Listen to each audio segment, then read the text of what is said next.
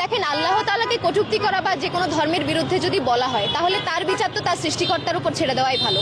এখন আপনি একজন মানুষ হিসেবে আপনার উপর তো আল্লাহ তাআলা দায়িত্ব দেয় নাই যে আপনি গিয়ে তাকে মানে শাসন করেন, হেদায়েত করেন। আপনি বড়জোর তাকে বলতে পারেন, কিন্তু এখানে যে তার উপর হামলা করা, তার মুরিদদের উপর হামলা করা, তার অনুসারীদের উপর হামলা করা, এটা তো কোনো ধর্ম এই ইয়েটা তাকে দেয় নাই, এই রাইটটা কাউকে দেয় নাই করার।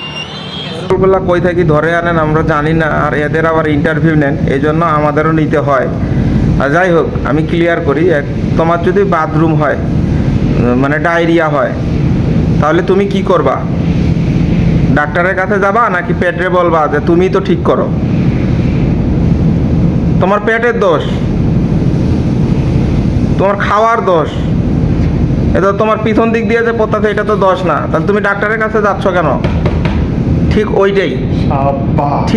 ওইটাই আমাদের বুঝতে হইব। কথা বুঝছো? আলতু ফালতু পাগল ছাগল দিয়ে বাংলাদেশ গেছে ভর্তি হইয়া, আর এই যে আমাদের এই অবস্থা। পাগল ছাগলেরও কথা শুই না, আমাদের এখন ফিডব্যাক দেওয়ার লাগে। যাক, আমি ফিডব্যাকটা যে দিতাছি, যদি বোঝার যোগ্যতা থাকে বুঝো, আর যদি না বোঝার যোগ্যতা থাকে তাহলে কাইন্দো, আমার কিছু করার নেই।